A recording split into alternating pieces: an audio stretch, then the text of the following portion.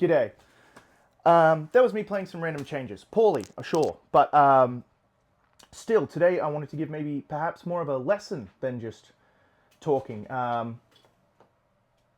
Yeah, and provide maybe some insight into an exercise that I've noticed a lot of really high-level guitarists do when they're just playing by themselves that kind of can potentially generate infinite ideas, but has helped me a lot. This is the Huff Rucaster, the 5-pounder, Benson Germanium Fuzz, and a Zen Drive for the lead tone. So look, this is a really simple exercise, and I just want to kind of run through it just to give you a general gist of how to approach it. Things you're going to need to know, or you're going to want to learn in order to be able to perhaps comfortably do this and approach new changes as you want. A routine amount of knowledge of the fretboard is, I think, a good thing in this case, but understanding chord tones. I saw a really great video of Ariel Posen talking about this, where he's like, man, I don't think of modes or scales, although I know them really well. I think of the chord.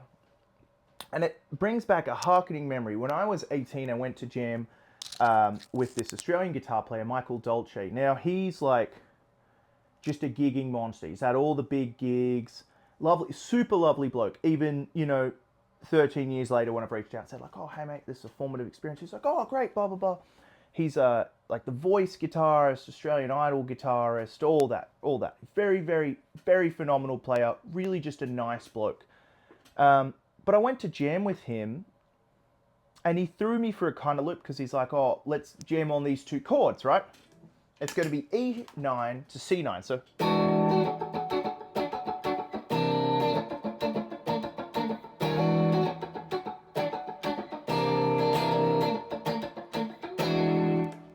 I remember being like, oh, yeah, okay. And all I could think was, oh, I've got to play E minor pentatonic, C minor pentatonic.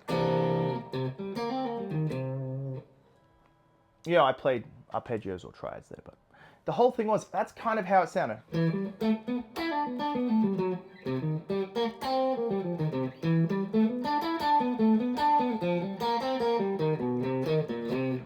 And like, that's fine, but I have to move from here to here, and there's no real connectivity. So I spent years thinking about that, and I started practicing, trying to play that and get the sound in my head, and then doing this exercise, which I forced myself to play the chords without the chords present and be able to hear the changes and find common tonalities between the chords, common notes, and be able to use them as like shifting positions for where I'd be able to go from one chord to another. So let's look at this chord, right?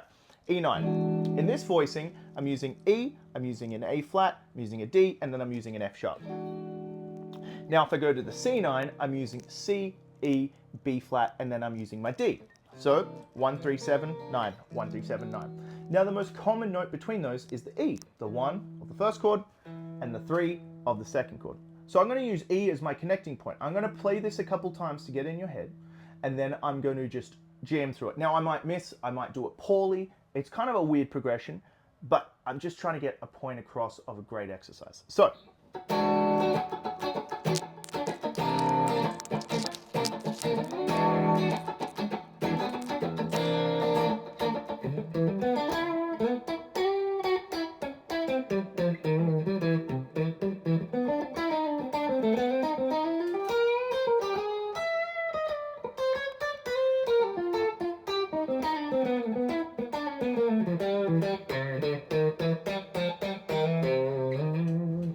now I should have landed on the E at the end there, but whatever, I was at the end of the exercise.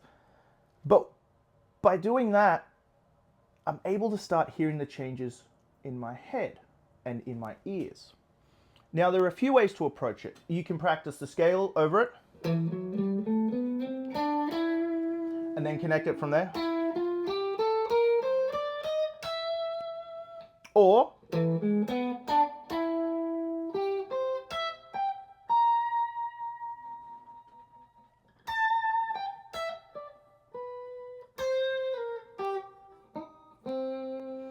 connect the triads through it, or the arpeggios, whatever you want to do. But I find this is a really great exercise for understanding how chords connect. Now you notice a lot of guitar players will do this. They'll pick two chords, and they just start playing melodies between them. So I'm going to play in the key of C, nice, safe, easy key. Most guitarists know it. I'm just going to go between the 5 and the 4. So G to F. I'm going to try and grab the bass note. I'm going to try and play simple melodies above it. So it might go like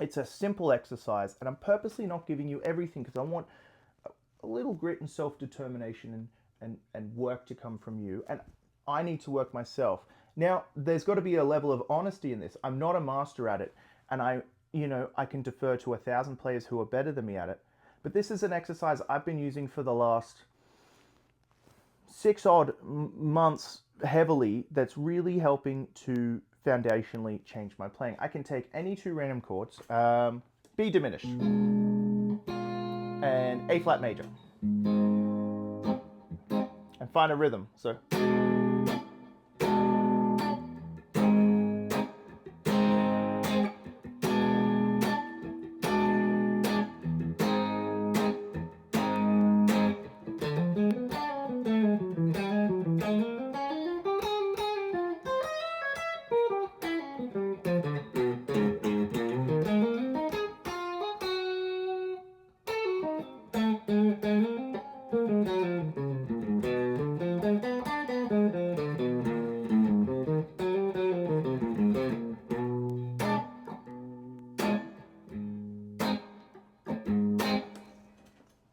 just an example.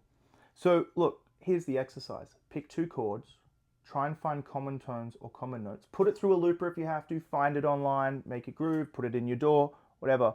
But it's really just a great ear training exercise for, I have two chords that are either similar or very dissimilar in nature, and I need to find ways to connect them. And then eventually you turn that into 3 and 4 and 5 chords. You're just breaking things down. It's like if you, the first time you hear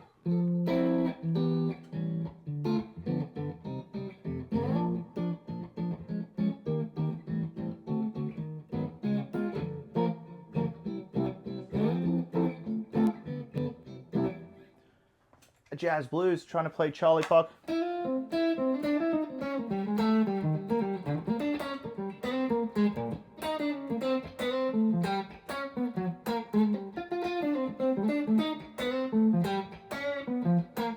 it's going to be quite overwhelming.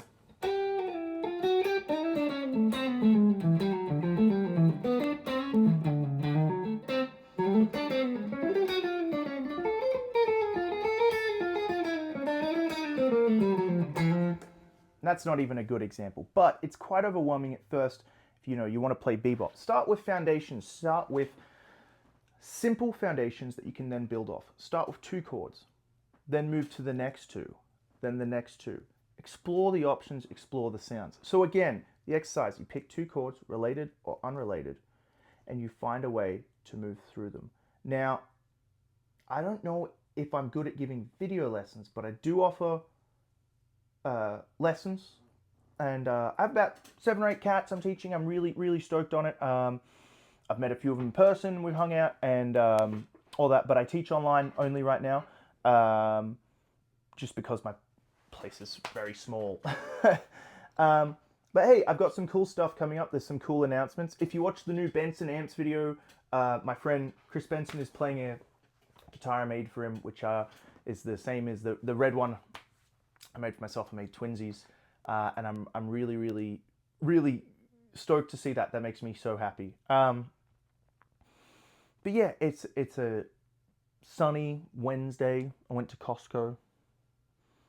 The missus, that was my outing. Went for a walk, done some meditation. I had a chicken bake for the first time. It's good. unreal. Didn't expect it to be that good, actually. I feel like one of those Instagrammers, that dad and son, who are always kind of on about stuff. But yeah, look, there's a lesson. There's some exciting gear stuff coming up. But I'm going to go take it easy. I've got a gig tonight.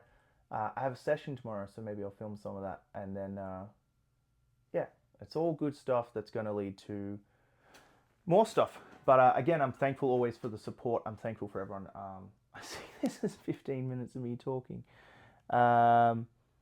Thanks to everyone. Thanks for the comments and support. And yeah, I don't know. If you've got any really cool exercises you've used for playing over changes that maybe don't feel too overwhelming or too deep, I'd love to hear them. Or perhaps if you try this exercise out for 5 or 10 minutes, let me know what you think about it. I think it's a really cool way to start coming up with melodies and learning how to play through chords instead of just kind of over them.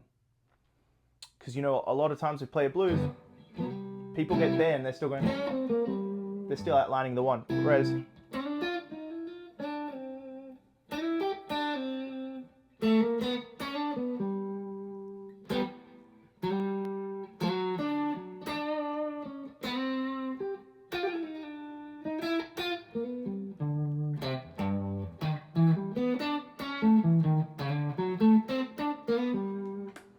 there's a lot of cool ways you can outline chords, and it can be done a lot simpler, a lot more advanced. But it's all good-natured fun. Maybe learn some 2-5-1s, learn how to apply those. James Mitchell has a great one. There's a Leon Rose.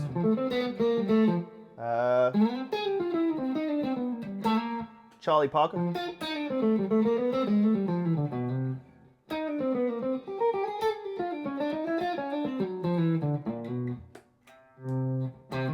What is it? Stuff like that.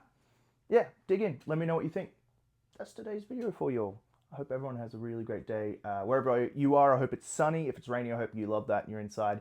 It was storming the other day, but I kind of love that. I'm not going to lie. Stuck inside the house practicing and stuff. Yeah, give that a go. Let me know what you think. Cheers.